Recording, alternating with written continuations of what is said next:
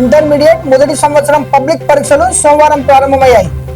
మొదటి రోజు కావడంతో విద్యార్థులు తల్లిదండ్రులతో ముందుగానే పరీక్ష కేంద్రాలకు చేరుకున్నారు. ఉదయం 8:30 గంటలకి క్షుణ్ణంగా తనిఖీలు నిర్వహించి ఉదయం 9 నుంచి మధ్యాహ్నం 12 గంటల వరకు లాంగ్వేజ్ పరీక్షలు నిర్వహించారు. తెలుగు, హిందీ, సంస్కృతం, ఉర్దూ, అరబిక్ భాషల్లో విద్యార్థులు పరీక్ష రాశారు.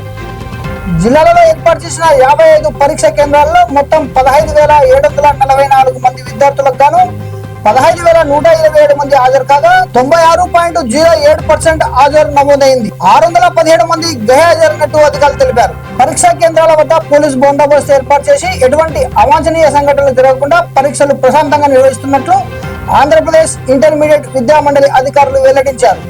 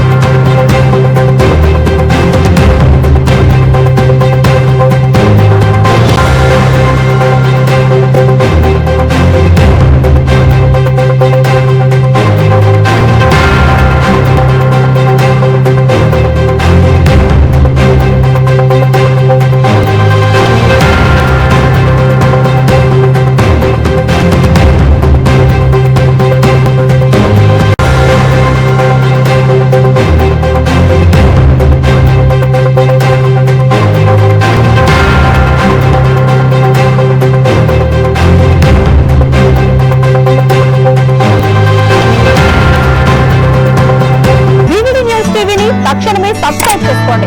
నోటిఫికేషన్ కోసం మరిన్ని అప్డేట్స్ కోసం ప్రతి ఒక్క కుటుంబానికి ఉచిత ప్రకటనలు వచ్చే విధంగా మీకోసం మీ ముందుకు వివిడి న్యూస్ టీవీని ఏపీ ఫైబర్ నందు 99వ ఛానల్ మరియు యూట్యూబ్ నందు వీక్షించెదరు.